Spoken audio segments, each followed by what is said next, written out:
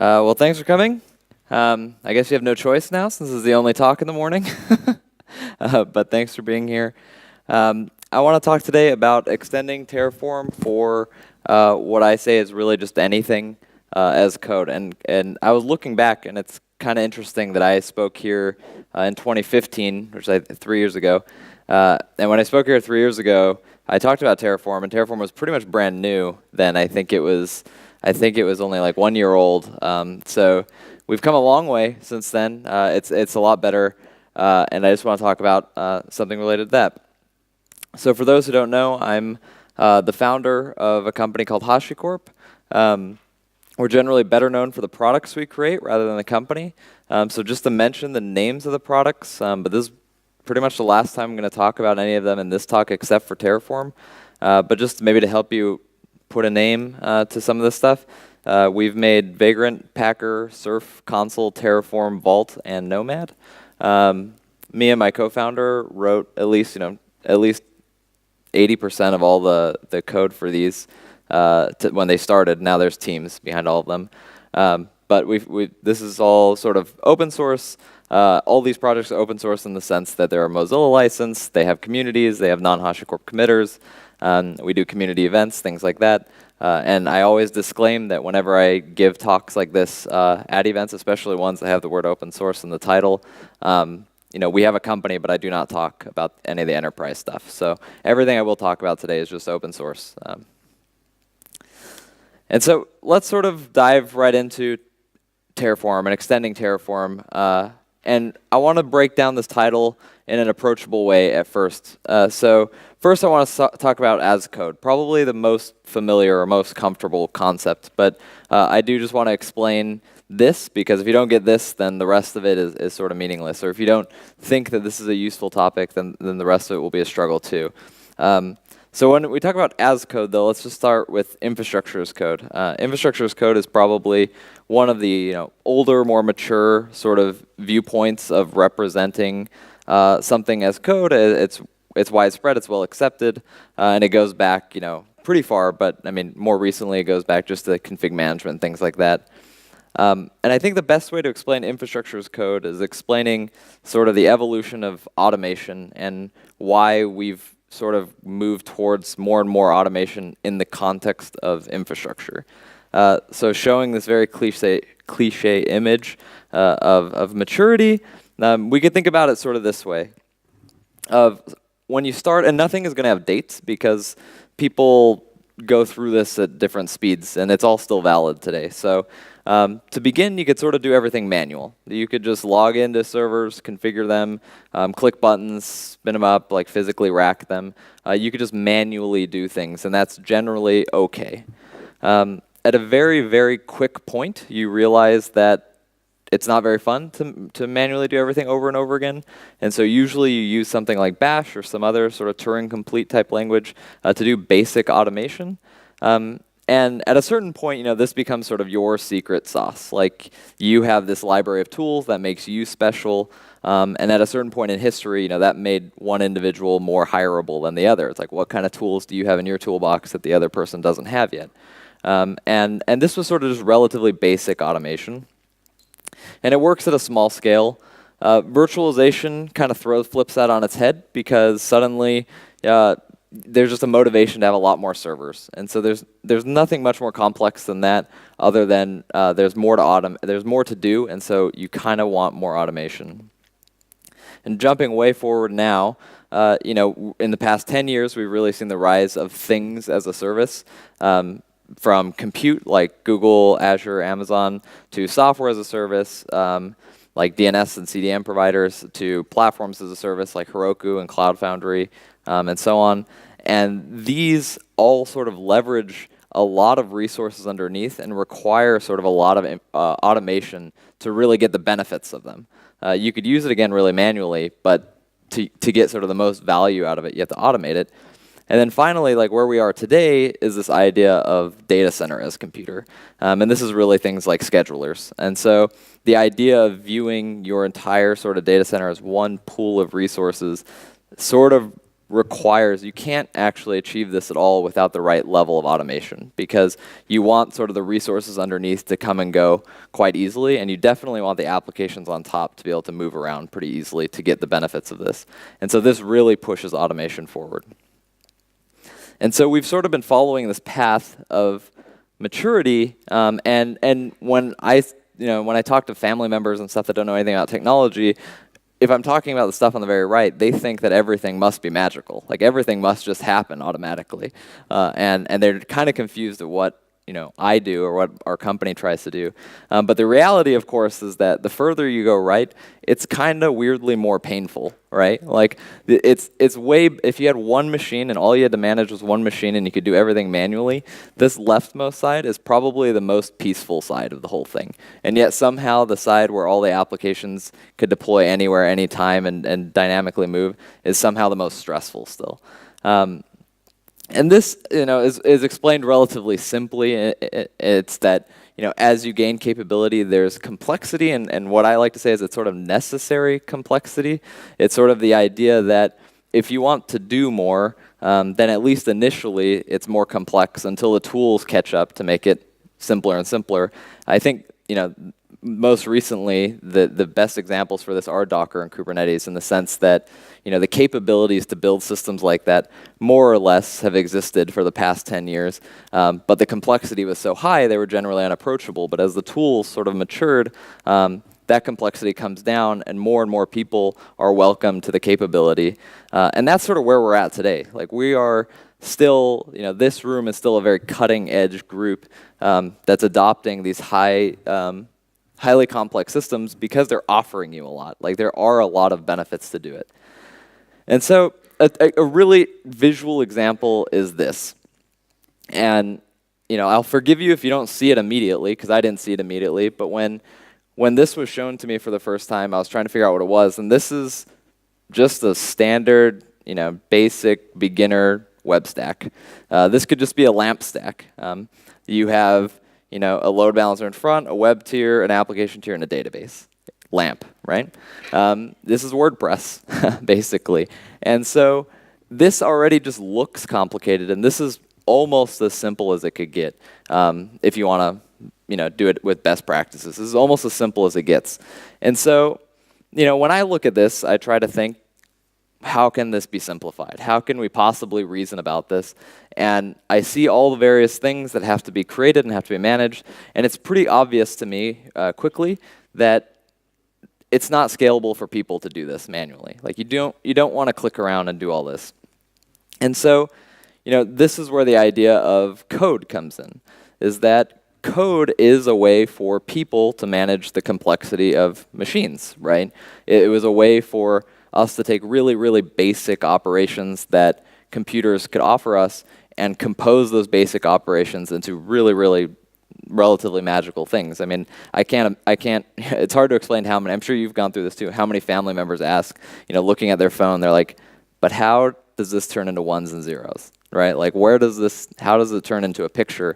And explaining all these levels of abstraction, which is code more or less, is quite magical. And so this is the idea of infrastructure as code, is can we represent this thing on the left as code and get the benefits of code for whatever we're representing. So in infrastructure's case, what we get are some major benefits. So code gives us a source of knowledge. It's pretty common when you join a company to say, why does this server exist? What does it do? How does it communicate to this server? And the answer to that usually is, oh, ask this person, or I kind of know the answer to this one. It's like, oh, I think it was created from this script. Like, there's a lot of guessing going on.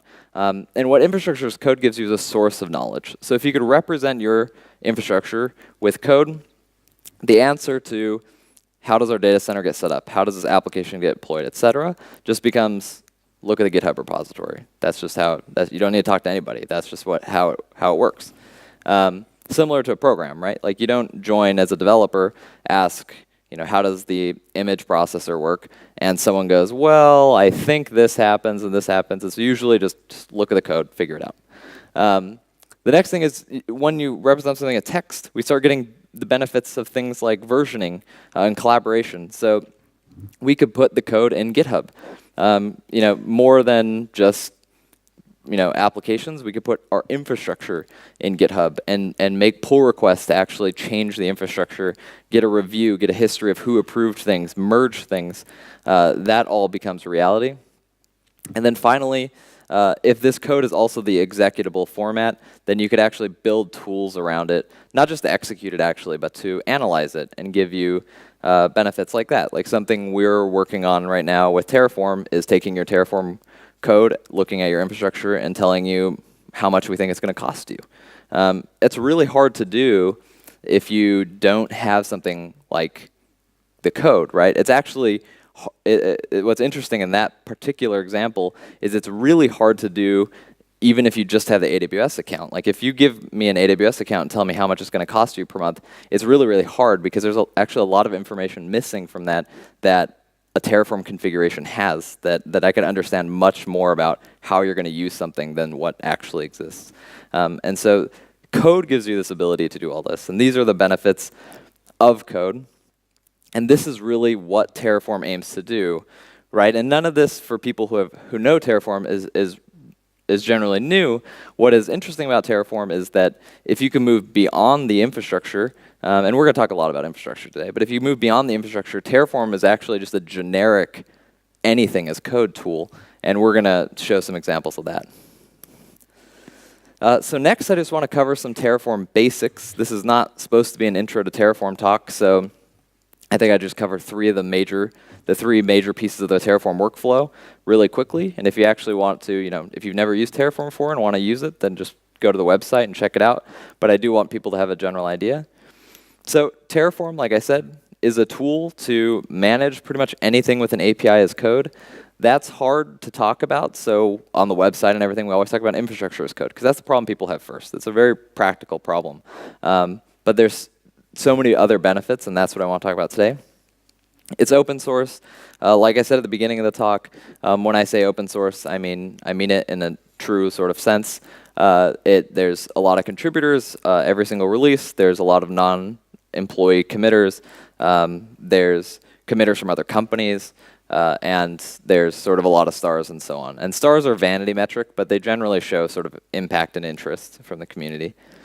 And then there's also support. So Terraform supports over 100 what we call providers, which are all the things that Terraform can control. And so it includes all the major clouds, of course, like AWS, Azure, GCP.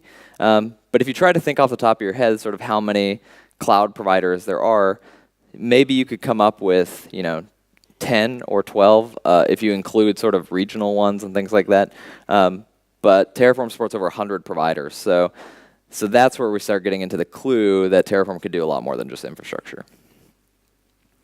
And so the goals of Terraform, when it was originally created, but still today, these goals generally just don't change, was to unify sort of the view of resources using infrastructure as code. Terraform was made in 2014, and before 2014, I used CloudFormation. And one of the things that always frustrated me about CloudFormation, among other things, but one of the things that frustrated me was that it was just AWS only, right? I was generally okay with CloudFormation as a concept, and I used it for AWS, but I had so many other things. I had DNS providers, I had databases as a service, I had other things that I needed to run my application that I could not represent with CloudFormation. And that was frustrating because if I wanted to create a clone of my application, I couldn't because I'd clone the application and then log into a bunch of dashboards and click things. And so the whole thing sort of was frustrating to me. And so one of the goals with Terraform was to unify this, one sort of language, one configuration to build all that stuff out. I wanted to expose a way for individuals and teams to safely continue to change infrastructure. And so this was another issue with CloudFormation. And the best example I have here is that one of the earliest public users of Terraform was Yelp. And this is back in 2014. And Yelp in 2014 had, they're still a big company. They were public at the time. They had 2 people in their entire company that were allowed to hit the apply button on CloudFormation. They used CloudFormation, but because CloudFormation didn't tell you what it was going to do, it was really, really scary. Basically, you had to look at any CloudFormation change and try to, in your head, fully encapsulate your entire infrastructure and run it in your head to figure out what it's going to do. because once you hit apply, that train is going, right? Like if you had a typo and it decides to start destroying your infrastructure, CloudFormation's off and going, in 2014 at least. And so Yelp had these 2 people that I had to centralize through, and that wasn't really scalable. And so another one of the goals was to make it safer for others to execute your infrastructure changes. And then finally, manage anything. We really get into that, so I'll just skip it for now. So here's like an example of what Terraform looks like, right? Really, really basic. Probably the only code example we'll see in this section, I think. But in this case, we have an AWS instance on top. We have a DNS record on the bottom. And the first thing to note sort of immediately is that they're 2 separate providers. Like CloudFormation's never going to give you DNS simple as an option. That was one of the first goals of Terraform. You could see it's hard to see actually, but I bolded and highlighted this thing that starts with a $sign. You could take values from other systems and use them to interpolate into your resources. So in this case, we're taking the public IP address of the AWS instance and using it to populate our DNS record. And so that shows how you could take 2 totally separate systems and glue them together. And so you can see from the configuration, it's fully declarative. That you say what you want, not how you want it to get there. And this is an opinion, but one our company takes pretty strongly, which is that declarative is really, really important for really large sort of user scalability. At a certain sort of size of a company, it gets too hard to serialize changes, and so you'd much rather just always have end state and have systems get you there. And so Terraform is one of those. It's declarative. What you saw here was sort of the human-friendly version of the configuration. It looks kind of like an Nginx configuration in a way. And it's also JSON compatible, so you could fully write JSON. That's generally used for machines to generate Terraform config, and you can mix it too. So you could have some files that are the human format, and some that are JSON, and Terraform will suck up both. And then, of course, it's text. So version it, put it in GitHub. We want you to do that. And it gives you stuff like this, right? Like if you put it in GitHub, you'll actually see diffs of how your infrastructure changed over time. One of the first commands you run with Terraform is the plan command. What the plan command does is tells you what's going to happen. It doesn't change your infrastructure. The contract it gives you is that it will not change your infrastructure. It may make API requests to inspect or read information about your infrastructure, but it won't make any changing requests. Importantly, you could also save the plans and then give them back to Terraform to make only those changes. And so that's a big difference from something like a no-op mode. So like a no-op mode of other types of applications usually tell you what it would do at that moment in time. The problem is, the world doesn't freeze around you and your infrastructure isn't frozen either. So from the time you run the no-op mode to the time you actually make the changes, it could have changed, and what it does is completely different. So by saving something like the plan, you could actually ensure that only what it said is going to happen. And if Terraform starts seeing that it has to do other things other than what the plan contains, it'll error and return back out, and you could run a plan again. Plans also show reasons for certain actions, such as if it needs to destroy something to modify it. So not all fields are updatable in place. An easy example is changing the image of a compute instance, usually not able to do in place. So the plan will show you it can make that change, but it's going to have to take it down before doing it. The plan sort of follows like a Git style format where we use colors and symbols to represent what's going to happen. So green plus means that it's going to create something new. Red minus means it's going to destroy something. Orange or yellow squiggly means it's going to be able to update it, but in place. So probably no downtime, depends on the system that you're updating. And then a minus/plus means that it's going to destroy and then it's going to create. So probably downtime for that resource. And so just example of what this looks like. For our config before, we could see it's going to create the AWS instance. You could see the AMI is going to be what we requested. And you could also see that Terraform is going to know a lot more stuff. So it says computed over there. That just means that it knows it'll know it once it executes it, but it can't know it in advance. So we know that we will eventually have a public IP, but we can't know about it in advance. Once you've finished the plan, you run an apply. The apply actually executes the change and makes the things happen. Because Terraform's orchestrating infrastructure and things with APIs, it's generally pretty slow. So a really important part of Terraform is parallelization. It parallelizes as much as possible. It figures that out automatically based on sort of those interpolations of who's using what, and this works really, really well. There's stuff in AWS that takes 15 minutes to create. Actually, there's stuff in Azure that takes 24 hours to create. So you actually want this to be as parallel as possible. And this is pretty simple, too. You apply, things happen. It's pretty obvious. And so the whole goal is that Terraform gives you a workflow for safely creating and changing infrastructure. It tells you sort of what's going to happen before it happens. You could read that, and then you can make the apply happen after that. And then the last thing I want to mention, just because it's an important concept, is this idea of modules. Modules are just basically groupings of Terraform configurations that are reusable. So they allow you to create these packages that you could reuse and share. There's a public registry at registry.terraform.io that just helps you get started with a bunch of stuff. And as an example of what this looks like, it's not quite this simple because there's other configs you would need, but that's a real module, the console module. And if you wanted to just run console on AWS, for example, you could just get the module, specify the version, specify a few more configs, and then it would create it. And then the module itself has output, sort of like a function, return some stuff. In this case, we could get the name of the autoscale group that actually has the servers. So modules are a really important way for organizations to scale. So this is the basics of Terraform. Now you know sort of the as code Terraform, and now we can sort of get into the anything part of what does that mean, of how is Terraform useful beyond infrastructure. I think it's pretty clear how you could spin up servers and load balancers and connect them together. So beyond infrastructure, there's really two major trends that make this a requirement. The two trends are software as a service, or more things as a service, and then everything with an API. So diving into both of those, software as a service has become really, really important in both applications and organizations, right? So for applications, it's easier to understand. There are services, and I said this a little bit earlier, there are services that are important or critical for applications to function. And these are things like databases, email services, so on. And the easiest way to make this concrete is if your boss were to come up to you and say, make a clone of our environment so I could run dev, test, staging, cluster for this application. What do you need to make that reality? And sometimes you need a CDN, or sometimes you need a mail server that isn't provided by your infrastructure provider. That's an easy one. The second one, the organizational stuff, is a little bit newer. But it's the idea of sort of what's important or critical for your organization to function. And these are things like alerting configurations. The application doesn't need them to run, but for your organization to function well, you want the right alerting schedules and on-call schedules. It's stuff like access control. Who could access what files? Who can access Dropbox? Who could access your internal sort of file systems?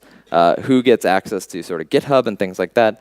These are things that traditionally you would join a company, and IT or somebody like IT would set you up and onboard you onto the system. Something Terraform does and something we do as a company, and I'll show you, is we try to manage onboarding as code and employees as code. Not employees as people, but the systems they have access to as code. And we'll show you that.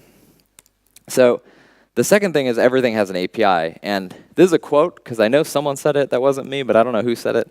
But I've said it before. So, but basically, if something doesn't have an API, then it might as well not exist today. If it doesn't have an API, it means that you're forced to use that thing manually or in a very difficult to automate way, and APIs are basically necessary. So what I look for is just generally CRUD, create, read, update, delete, of all the major components of a service. And if it has this, then it can be fully automated and integrated into a system very easily, and Terraform can manage it. So these are the two things, software as a service and everything with an API generally, that are pushing the ability to automate more than we've ever automated before, not for the sake of automation, but because it's just saving us time. Like we don't want to have to configure on-call schedules manually and things like that. And so a few weeks ago, I got this tweet. Well, I didn't get this tweet. This tweet went out publicly, and I found it. And the question basically says, if you're not multi-cloud deployed or planning to be multi-cloud, or you're not already married to the entire HashiCorp stack, what is the advantage of Terraform over CloudFormation or Google Deployment Manager and so on? And I get this asked this question a lot, right? I get asked this question probably once a month at least, or once per conference at least.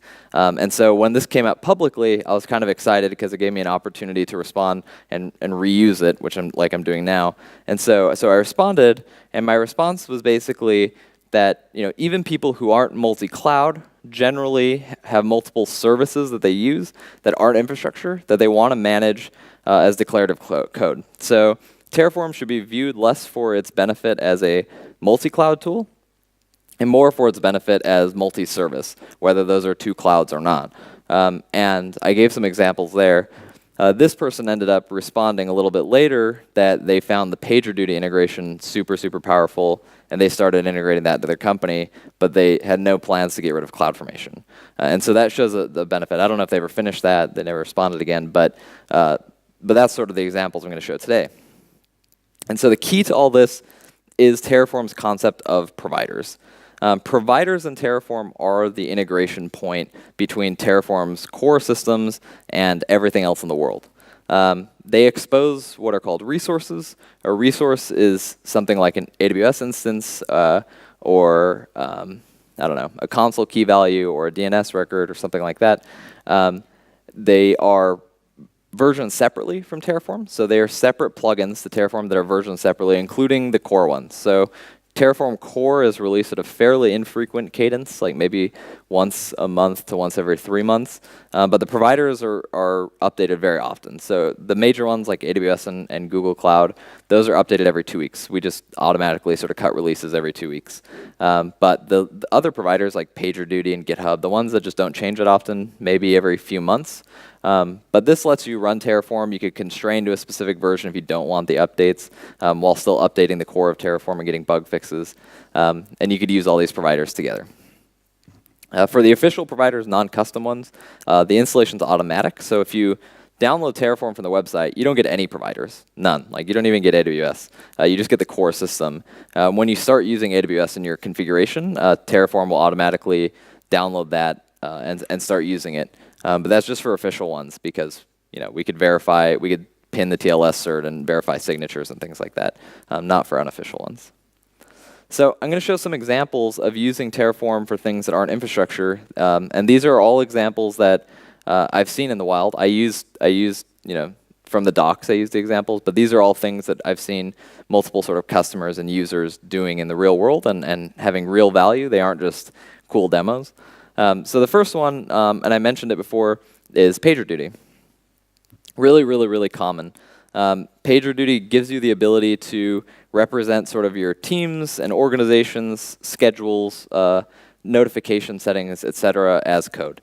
So PagerDuty is one of those things that I love. I mean, it's an awesome product, but it's something I never want to log into. It's when people join or when you have to change on-call schedules. It's one, just annoying to have to click through a bunch of things and figure it out. And second, at a certain point, for certain production critical systems, it's scary to change that stuff because in the past I've been nervous that maybe I break the alerting, and now if it's down, people won't get alerted. I'm not quite sure. And so representing things as code is a way to help other people look at things, get a second person to verify and approve something before I change it, and also to automate more. So here's an example of managing teams and users with Terraform code. So in this case, you create your teams, and then whenever someone joins, you create a user. And so this gets into more of what I mentioned earlier, where at HashiCorp, we have a module that we actually reuse internally, which is the employee module. And so whenever somebody joins the company, we modify a line, we create a module instance for that employee, and the module instance will actually, depending on the type of employee they are, what team did they join and what did they do, maybe they get a PagerDuty user, maybe they don't get a PagerDuty user, maybe they get access to these GitHub repositories, maybe they don't, maybe that's read-only access, etc.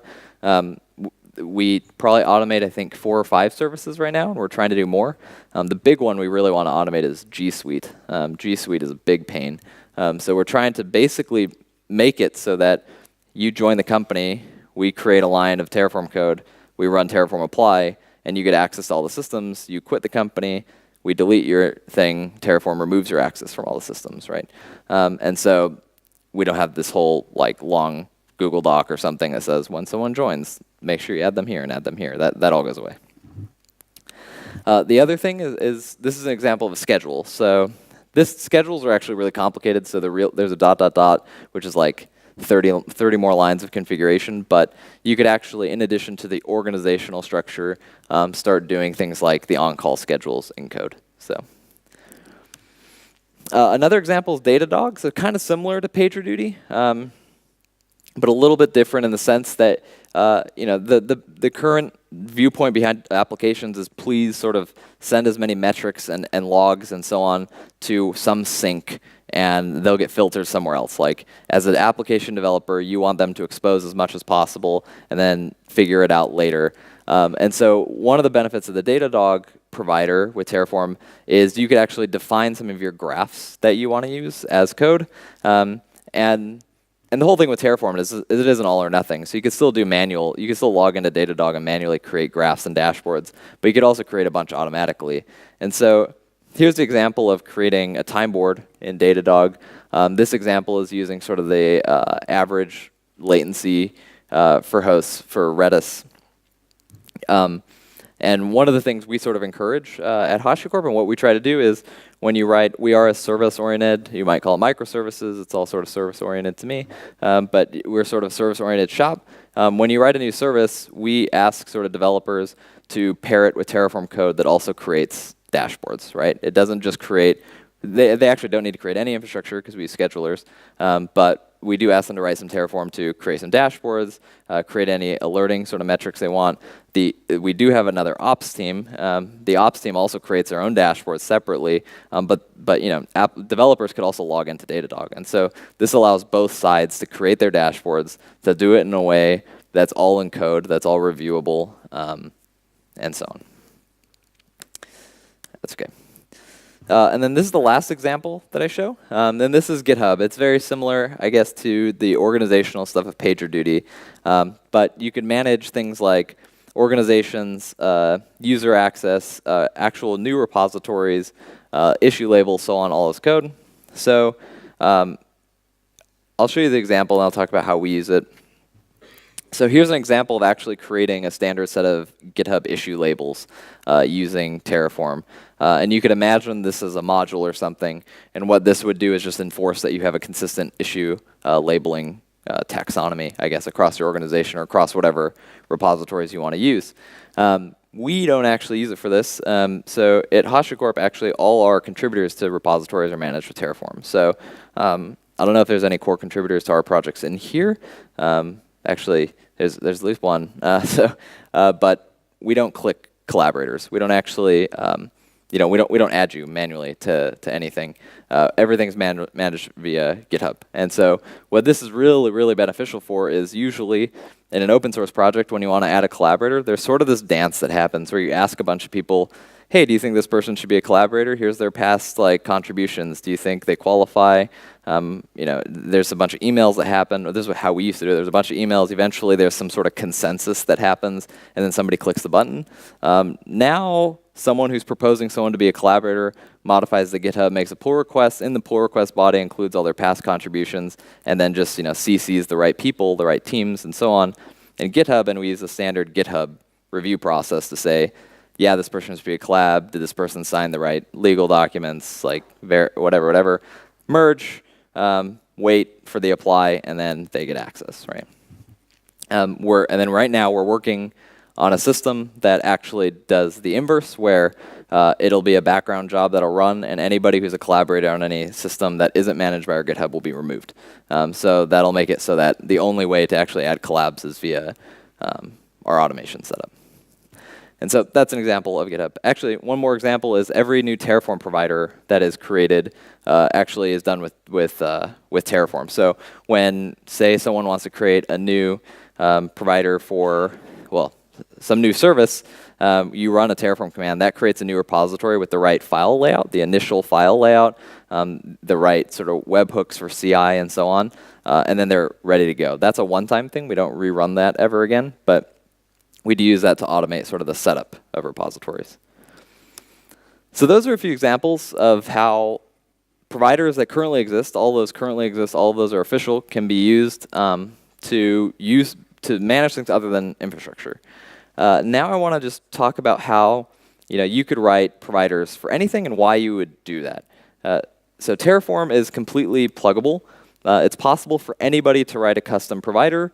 A provider could be written with pretty much anything with an API. And when I say API, it doesn't need to be like a network API. It could be a physical, or not physical, but a local API. So as an example, there's like an unofficial provider that integrates with system resources for package installation. People basically trying to turn Terraform into a config management tool.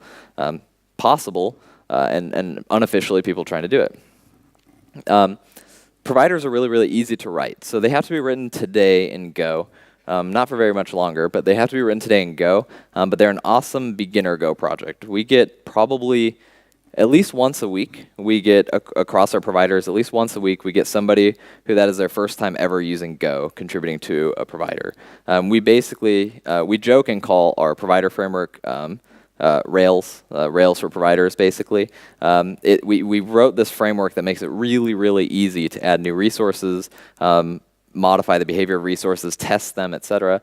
And so it's Go, and Go doesn't let you like write DSLs or anything, so it's not hiding, it's not doing anything magical, it's still just basic Go, but it just removes a lot of the boilerplate. You don't need to understand the core stuff going behind the scenes, the fact that there's RPC happening, none of that. You just sort of get some types in, you return the right values, and Terraform handles everything for you. So this is an awesome beginner project.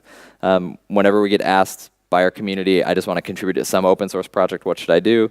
A lot of people will say, please write docs for us. I've always thought that's a pretty boring answer because someone contributing for the first time to open source generally wants to make a code impact. It's just the thing they want to do. Providers are an awesome way to do it. And like I said, we provide a full framework, and importantly, part of that framework is a test framework. And the test framework really does create infrastructure. And we run that nightly for you. So every single night, we run acceptance tests over 100 providers. Those generally take we parallelize them heavily, but they still take, I think, 8 hours to run. And I think each night it costs like a few $1,000s, but it's all the cloud providers comp that to us. We found enough bugs in the cloud provider systems that they find value in this. We're basically running tests for them. But the test framework's really, really useful because you can verify everything. You don't need to guess. So the basics of the Terraform internals is there's one way to look at it, and then I'll have a visual way. So some people like the sort of algebraic view, which is what this is, and some people like the visual view. So we'll have both. These are the core, what I say, nouns of Terraform, the core things that are in Terraform.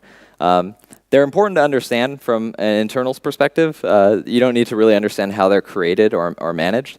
But basically, you have the configuration. The configuration is the target reality, what the user would like their infrastructure or what they'd like the things to look like. Because like I said, Terraform is declarative. So the configuration represents what people want reality to be. The state is something Terraform manages, which is its current assumption about what the world actually looks like. So it maintains that on its own. That's the current reality. The diff is basically the target reality minus the current reality. So that's what you want to get to, right? Like if you know where you are and you know where you want to be, and you subtract those two things, then that's what you have to do. And so that's the diff. The plan is just a way to present the diff in a human readable form. There's really nothing more complicated about a plan. And then apply is an action to resolve the diff and actually make it happen, apply it.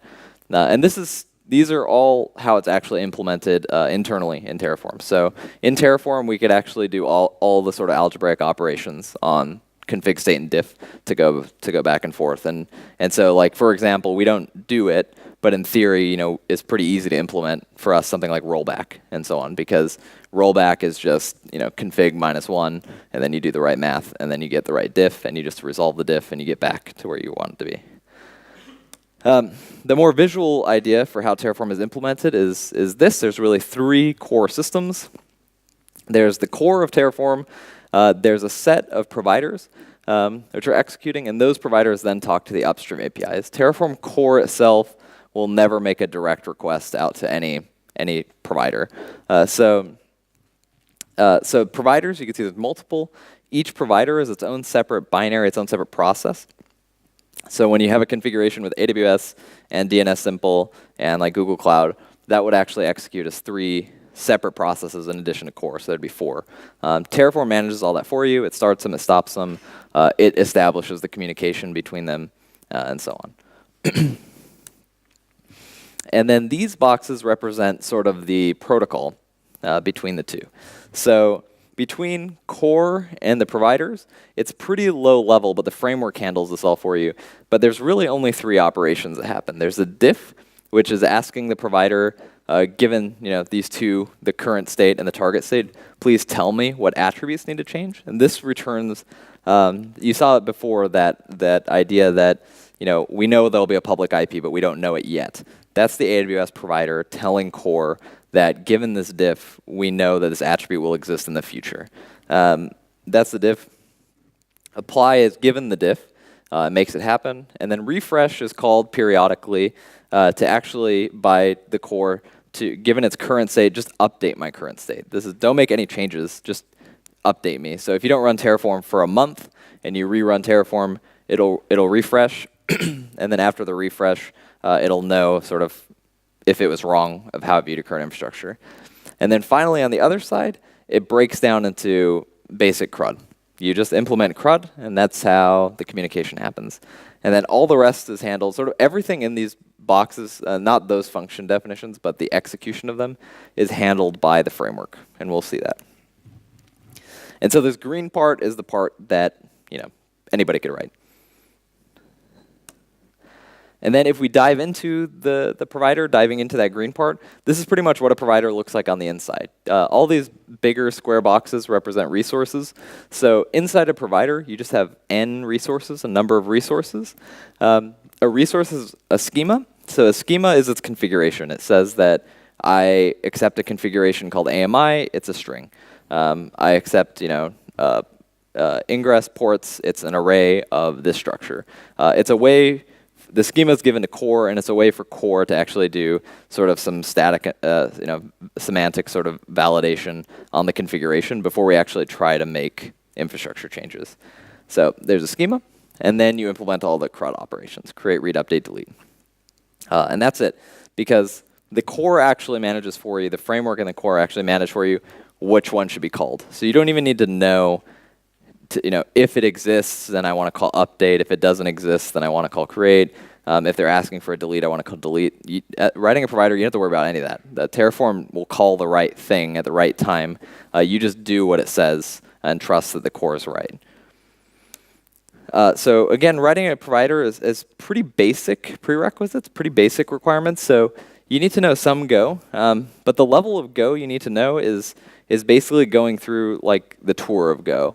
There's a thing on the Go website called the Tour of Go. It's tour.golang.org, and it's like a 50-step interactive tutorial to Go. It takes, I don't know, like 20 minutes, 30 minutes, and after the 20, 30 minutes, you could write a whole provider if you wanted to. That's all you need to know. There's nothing weird about it. And then obviously you need to have some knowledge about whatever you're trying to automate. So if you're writing a new resource for AWS, you should probably know about the API for that thing that you're trying to call or how to use it properly. The framework, the Rails for providers is currently in a library called help schema under the Terraform repo. That's why it's called that. We're actually pulling that out into its own repo soon and going to rename it the Provider SDK, so it'll be its own separate thing. But this is the framework for writing providers. It provides you with sort of all you have to do to implement a provider is implement a struct, fill in a struct. The struct is basically the schema, and then a function pointer to create, read, update, and delete.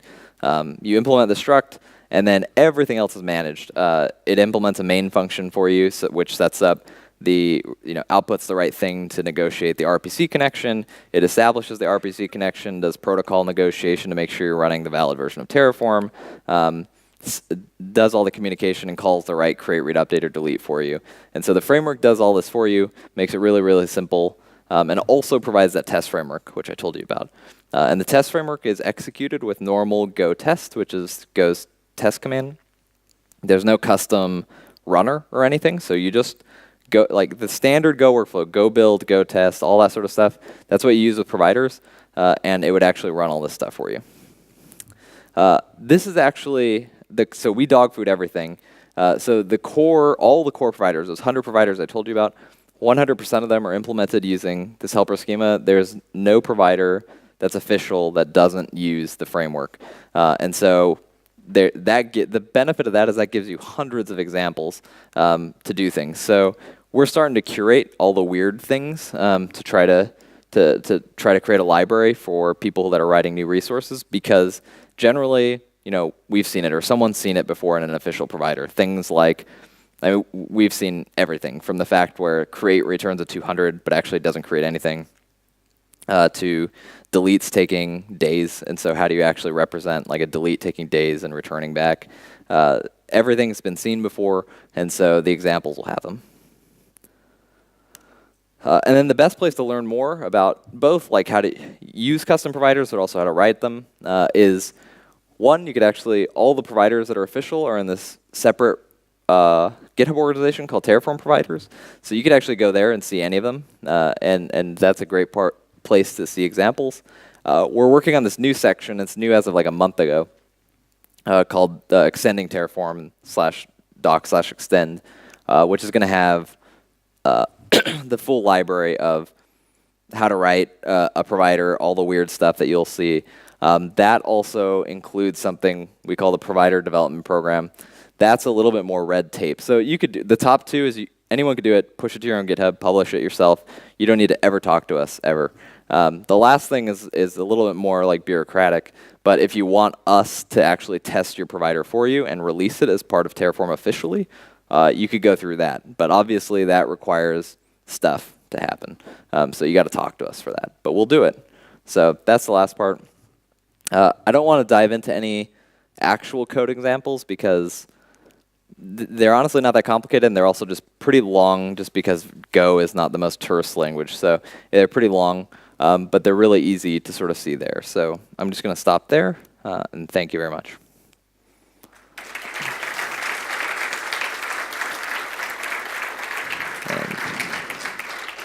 And I don't know if we're doing questions. Yeah, absolutely. Thank you very much. We have time for questions. Oh, yeah. Given the rise of Kubernetes across most of the major cloud providers and things like operating in Kubernetes, Yep. how do you see that impacting on the future of Terraform, given that the Kubernetes team are trying to establish Kubernetes as this standard API? Yep. Cloud and all the rest of it, which seems to cross over a lot with what the original was of Terraform. A little bit, yeah. I mean, at a certain point, for sure. So our viewpoint on all that is that, Kubernetes is still running on infrastructure either by you or someone else. And so we work with all the major cloud providers and Red Hat with OpenShift to basically make Terraform both the installer or configurator for it. So for like GKE and so on, the Google team recommends Terraform as a way to initially sort of lay out service accounts and basic sort of daemon sets or anything you sort of need to just be fully deployed on the system. We are working with Heptio right now to sort of reproduce a lot of the kube control apply logic in Terraform. So basically, like something Kubernetes people are running into is this disconnect between you want to maintain your library of Alexandria of YAML files, and then you have Terraform config. And they're both declarative, and so how do you reconcile them? And we're basically trying to create a way for you to bootstrap Kubernetes clusters from your YAML just through Terraform because it's part of your data center setup. But we're not trying to replace kube control. Like you would eventually use that, but as a bootstrapping mechanism. Yep. Yep. I'll repeat.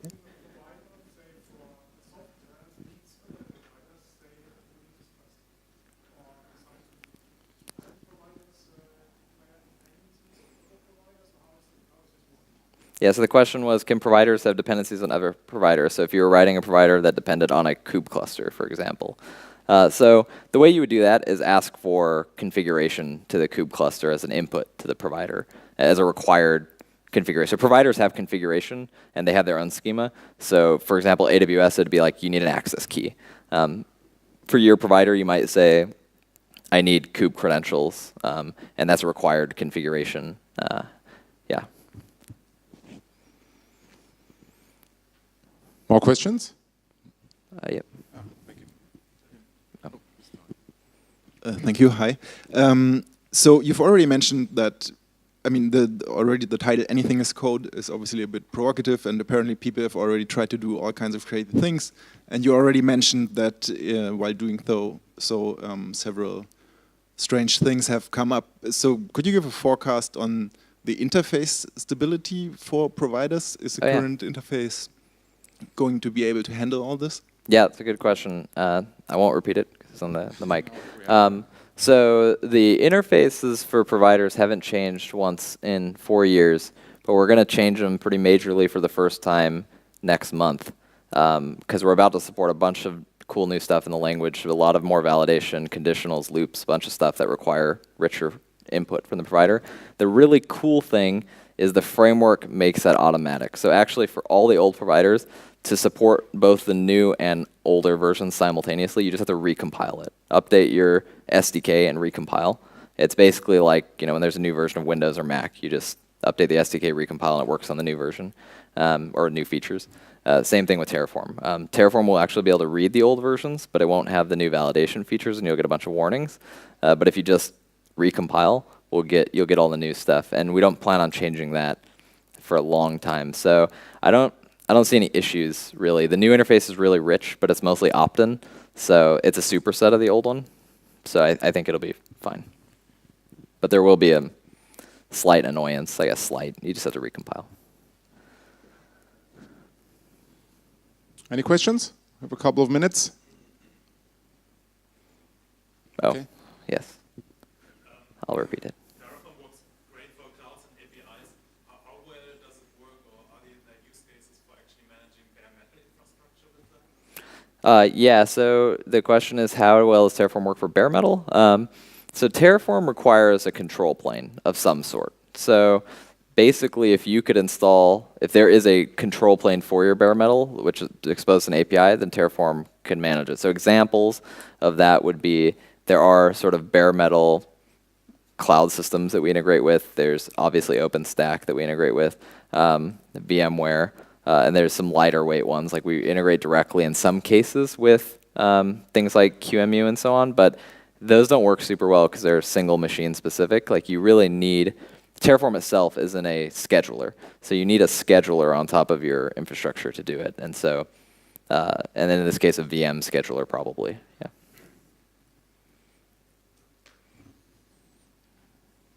Okay, then I would say you're staying the whole day. Yeah, I'll be If people around. have questions, you can catch you in the break. Yep. Thank you very much again, you. Mitchell. Thanks.